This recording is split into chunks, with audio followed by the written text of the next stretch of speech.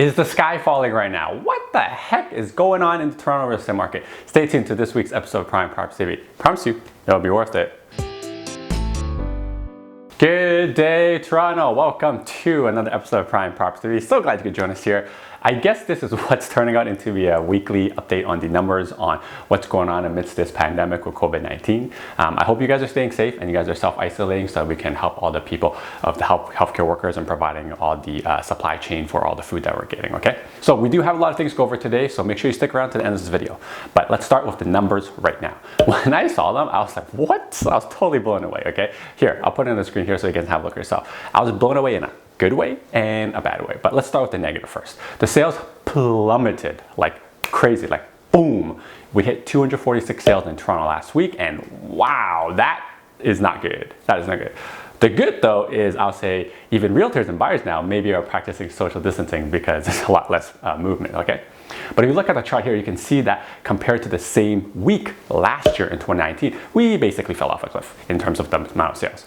The first 2 weeks of March, before the pandemic was announced, we completely destroyed 2019 numbers and we almost had a 50% increase. The third week, we're kind of about the same, meaning that in 2020, the numbers are coming down. And now that we're in the last week, we can see that the numbers fell off a cliff and we're at half of what we got last year. That's insane. If you look at the line graph I put here on the screen for you, you can see that the trend is like, it just completely does a nosedive. This is not good, okay?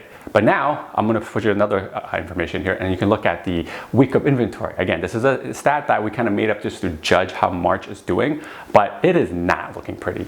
We got quite some listings, around 800 last week, but given where we only sold 246, we're creeping up on a number that is showing a balanced market. And we haven't been into like 3.3 in a very long time in Toronto, which is, again, also insane. So again, we basically have the activity from week to week to week to week ever since the pandemic was announced. Now, when the numbers from March come out, I bet you anything, they're still gonna look very good compared to last year in 2019. But April is potentially going to be a gong show and it's gonna be totally messed up because it's the first full month of the pandemic. And if it continues this way, which I think it will, the numbers will not look good. Look, I'm just gonna lay it out completely for you. Don't let anyone trick you to say that the real estate market is fine and dandy, okay? Because it is not. If they're saying that, they don't understand what's going on. I'm a fairly optimistic person, but I'm not that optimistic to say that the real estate market is gonna bounce back by the end of April. Maybe June, and that's me being optimistic. Now, I've taken some time to pull more information regarding prices because I didn't do that last week, and I've broken them down into the micro markets for Toronto for you guys to all see here, okay? So here's the condo ones.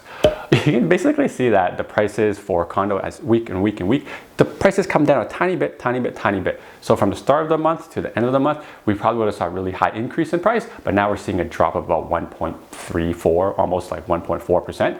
And the days on market is still fairly low, but it is increasing. Then we look at the listing percentage, and again, it's slowly decreasing as the month passes, which means ultimately everything put together, less demand.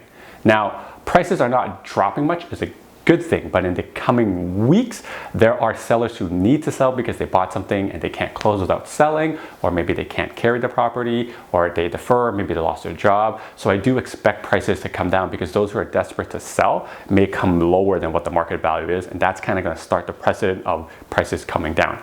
How much more we're going to come down? I don't know. It just depends on how the market performs, but I'll definitely be keeping track of all of this for you guys, okay? Remember, the last week of March was the first week we had quite some inventory sitting around, again, 3.31. So it's very hard to predict how much the prices are coming down. But as usual, I'm gonna keep an eye out for this for you guys. So make sure you guys stay in tune to this channel to see all the updates, okay? If you like this kind of weekly updates on what's going on, make sure you give this video a like to help kind of spread the message out to everybody who may like this content as well and to help them out, okay? Okay, let's go to the next micro market of Toronto, towns. This one's interesting, you can see it. The amount of sales in Toronto for towns is so low that I would take all the information I put here with a grain of salt. Last week, there were only a few towns that sold, and it's not a very good indicator of pricing. However, seeing the percentage come down and days of market go up is a sign that the market is weakening. Semis. This segment of the market continues to be fairly strong, and although sales dropped off by half, the activity is still kind of there, okay? I'm still seeing properties holding offers, and they're good properties that on a normal market would probably see like 20 plus offers.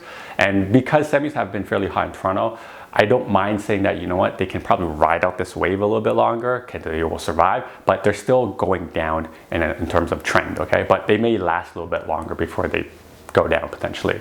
And then we got the Detached. Oh boy, right off the bat, if you look at the numbers over here, woof, they fell almost $350,000 in the span of a month, which is almost 28%. This is super substantial, okay? The thing I don't understand is how the days of market is still shortening. And even though that's true, I don't know why, okay? I don't have enough data to kind of explain it. Now, there are enough sales in this category, unlike the semis and towns, to kind of smooth out any outliers. However, I do have to mention that there were some super mansions, like in the double-digit millions, that sold in the beginning of the month, which skews it a little bit. But even if you skew it a little bit, that's a super steep drop of $350,000, okay? The first 2 weeks of March, we had over 200 sales, which is great because that's a good amount of numbers. But if you compare that to the last week of March, we didn't even break 100 sales, which is clear showing that the demand has dropped into Toronto for detaches. Next, the interest rates. A lot of people have talking about this, and I need to dispel some myths for everyone out there, okay?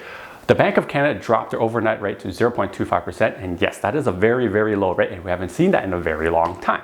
This means that anyone with a variable mortgage right now, that means they had it before all this announced, is sitting on a very nice interest rate for their mortgages, okay? I know I'm seeing for mine less than 2%, okay? However, the new mortgages that people are applying for, they're still coming in around 2.45 because the banks have increased their rates, okay? Now, what that means is when the Bank of Canada drops their rate, the bank's prime rate, usually what their variable is based off of, kind of fluctuates. It's usually like prime plus or minus something, okay? So when the banks change their plus or minus whatever it is, the plus minus can still balance out at a net of 2.5% interest rate. So whoever is telling you is a good time to buy because interest rates have dropped clearly doesn't understand what's going on the banking side, okay? Now, another thing we're going to talk about regarding mortgages is the funding. And there's issues for fundings with a lot of buyers who have a firm deal from before all this pandemic, okay? A lot of buyers are in tight spots if they lost their job recently, or they no longer qualify for the mortgages, or just straight up the banks are denying them because based on the job that they have and how likely they are to get laid off. And I'm seeing all of this across the board. The lending world is not pretty right now. I'm also seeing banks ask for 30 to 40% down payment instead of 5 to 20 right now because they're not comfortable providing such a high loan to value ratio given the current situation of the landscape in lending, okay? So buyer beware. Now, if you're snagged in a situation, I'll put my contacts here. You can reach out to me. I'll do my best to connect you to someone that can help. And later on this week, I'm going to have mortgage superstar Ryan come on to kind of just talk about the current state of affairs and what's happening in the lending world. So make sure you subscribe to the PPTO channel and click that little bell icon so that when I do put up the video for the interview, you'll be notified right away, okay? And I'll do my best to upload it as quick as I can. Now, the last thing I've been trying to avoid not talking about for a while, but I will have to say it now because it is official, is Cresford, the builder. One of the biggest ones in Toronto is in receivership. Basically, in short, what that means is PricewaterhouseCoopers or PwC has been retained to sell off Cresford's assets, including 3 big projects. That's Clover, Halo, 33 Yorkville. This is big because all 3 of these projects are massive projects around the Yonge and Bloor area, Yonge and Wellesley area. And this could have a very, very lasting and long impact on pre-construction world in the coming months.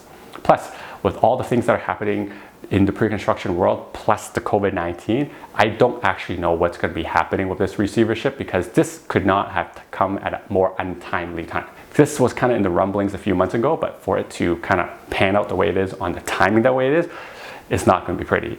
Now, for those of you who bought into the projects, there is an email going around for you to notify PwC that you're part of the project. So make sure you let them know in case there's something that can be done for you or what's going to be happening. I actually have no idea, but what I can do is I'll put the email for each project in the description below for you.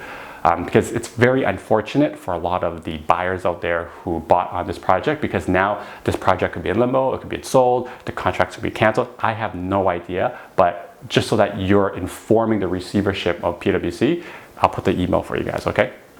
Now, the other thing I want to add to all of this is builders aren't immune to COVID-19. It's also affecting them, their bottom line, the margins, the construction, a whole bunch of things. So I'm paying very close attention to all of this to see how it's going to shape out the landscape of pre-construction in the coming months because it could go very bad, it could go very good, it could stay neutral. I have no idea. So make sure you stay tuned to this channel to kind of get the updates on that side, okay?